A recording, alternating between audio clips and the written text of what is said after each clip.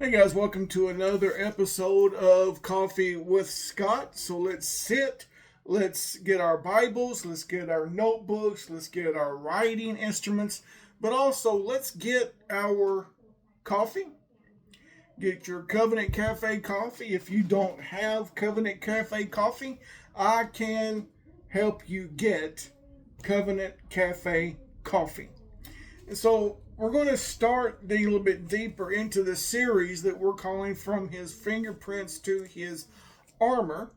And last week we done kind of an overview, a brief overview of the armor of God. We answered the question of does God wear armor?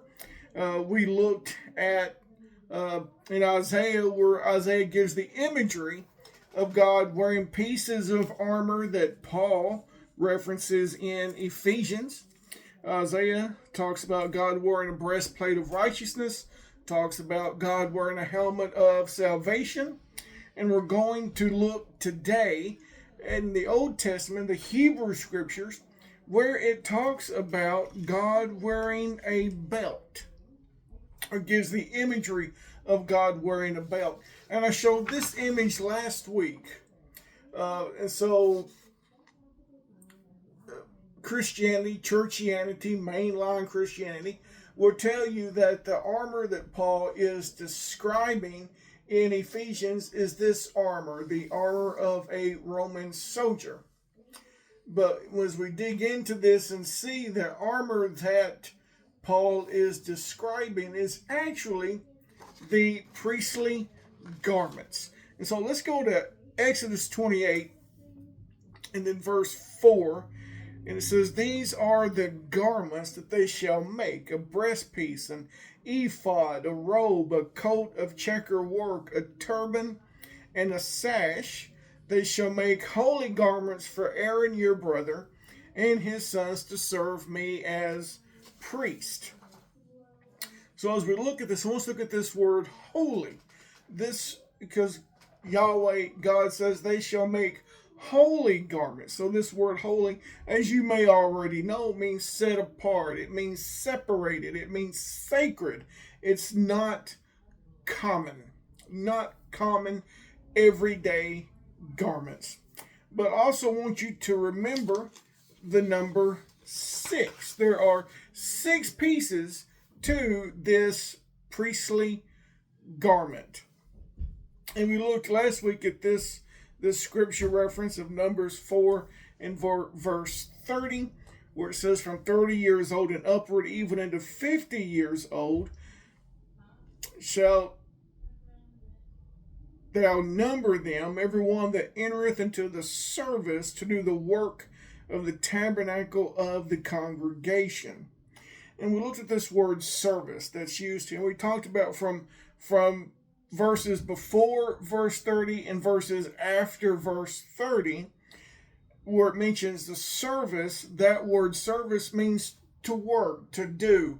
You're working at something, you're doing something. But in verse 30, this word service actually goes back to warfare. It speaks of an army. It speaks of going to battle. And the word that is translated as work in verse 30 is actually the Hebrew word that is used before and after verse 30 for service. So we see here in verse 30 that they are talking about, he says, everyone that entereth into the service, the warfare, all right, to prepare to go to battle. It also speaks like of a host prepared for battle or an army. So everyone that enters into military service, if we could say it that way, to do the work of the tabernacle of the congregation. And so we can see that as they are working in the tabernacle, as they're doing the work, they take on this work knowing that it's going to be a spiritual battle, spiritual warfare. And so we also see that we Paul also, let me say it this way, Paul also writes us in Ephesians of spiritual warfare. Right before he goes into talking about put on the whole armor of God, Paul says, for we wrestle not against flesh and blood, but against principalities, against powers, against the rulers of the darkness of this world, against spiritual wickedness in high places. Then he goes into, wherefore, take unto you the whole armor of God, that ye may be able to withstand in the evil day, and having done all, to stand therefore. And he goes on in this first piece of armor that he talks about in verse 14, saying, stand therefore, having your loins girt about with truth. So a belt of truth. And so if we go with mainline Christianity or churchianity, whichever one you want to call it, they're going to tell you that the belt that the Apostle Paul is talking about is this belt here that a Roman soldier would wear, but we're going to see in reality it is this belt. This is the belt of the armor of God. But let's look at this truth first. He says in Ephesians 6 and 14, we'll read it again. Stand therefore, having your loins girt about with truth. So, what does Yeshua, how does he describe truth? He's praying for the disciples in John 17 and 17, and he prays, sanctify them through thy truth. Thy word is truth. Your word is truth. Exodus 20 and 1, where it starts to give the law of God, this is what it says. Exodus 20 and verse 1, it says, and God spake all these words, and then he went into his law, those 10 commandments. Well, how do we know that the law of God is truth?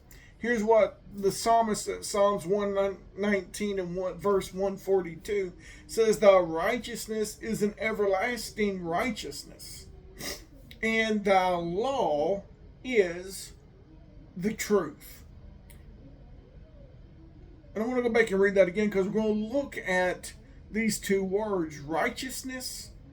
He says, thy righteousness is an everlasting righteousness, and thy law is truth. So this belt,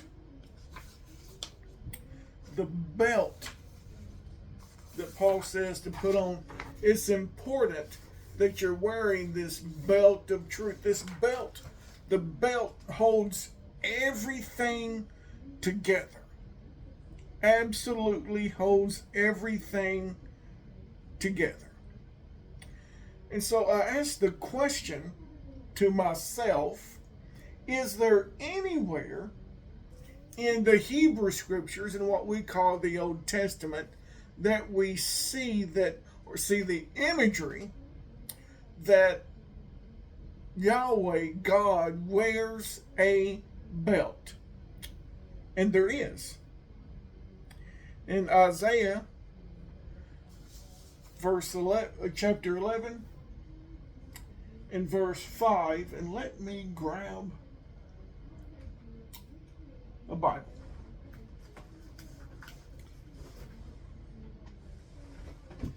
Now let me pull this up on my tablet. Because I did not write this verse down. I wrote the scripture reference down, but I failed to write the verse down. But it's Isaiah chapter 11 and verse 5. And it's speaking of a coming kingdom. It's speaking of a coming age in this chapter. And we get down to verse 5. It is speaking of Messiah. And it says, "And righteousness shall be the girdle of his loins, and faithfulness the girdle of his reins." And if we look at this word girdle that is used here, this word girdle is the Hebrew word for belt. It's the Hebrew word for belt. And if we look,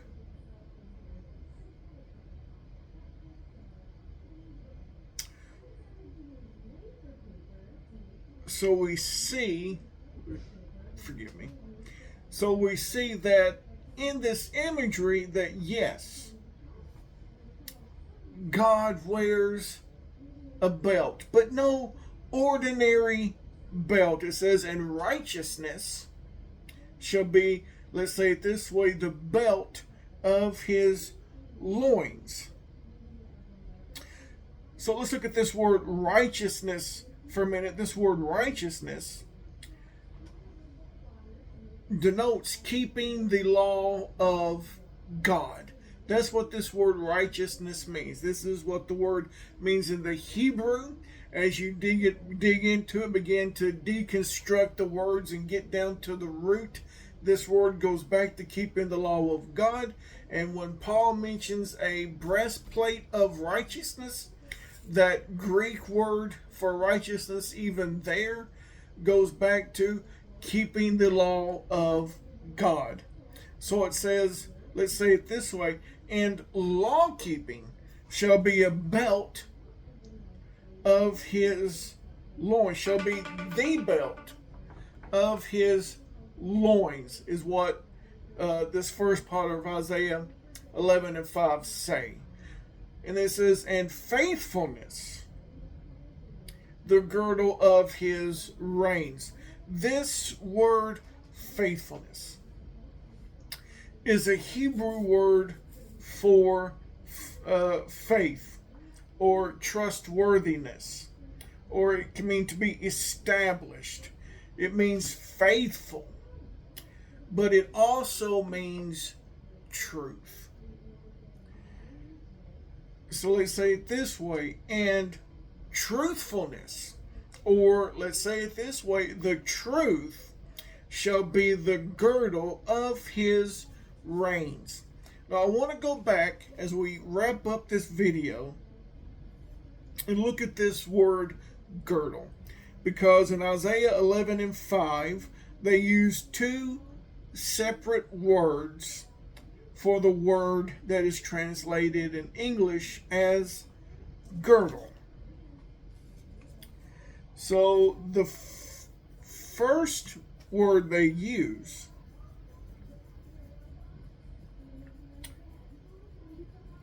for, it's not girdle, forgive me, the words we're going to look at are loins and reins. Loins and reins. So the word loins, where it says that righteousness, or as you've already established, law keeping or keeping the law of God, shall be the belt of his loins. So this word loins here means to put on a belt.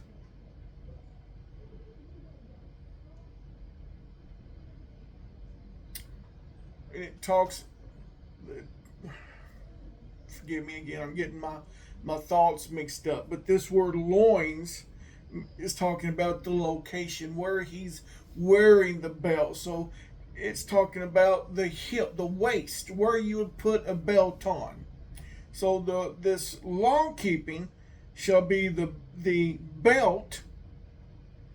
It talks about that he's going to be wearing that around his waist. Why wear it around the waist? Because that's what holds, as I've already said, that holds everything together. If you go to battle and you don't have all of your armor held together by this belt that holds it all together, you step on the battlefield and everything is just flopping around, you find yourself ill prepared to go to war. You find yourself to be an ill prepared soldier. And so, Paul in Ephesians, Isaiah says that righteousness, the law keeping, he's going to have that belt on around his waist, holding everything together. And the second part, and truth shall be the belt of his reins. So this word reins is a verb, and it speaks of action. And it speaks of location. But it denotes readiness for battle. It's talking about being prepared for battle. So even in this scripture, in Ephesians chapter 6, Isaiah chapter 11, we see that God wears a belt. In the imagery, as Paul begins to unpack this armor of God, what the pieces are. And we've already established it's not a Roman soldier's uniform. The armor is the garments of the priest, the high priest. We're not the high priest. We're not high priest. We will be priest. We will be kings and priests. And this is why I believe that Paul says, put on the armor of God, the armor that belongs to God. You put that on.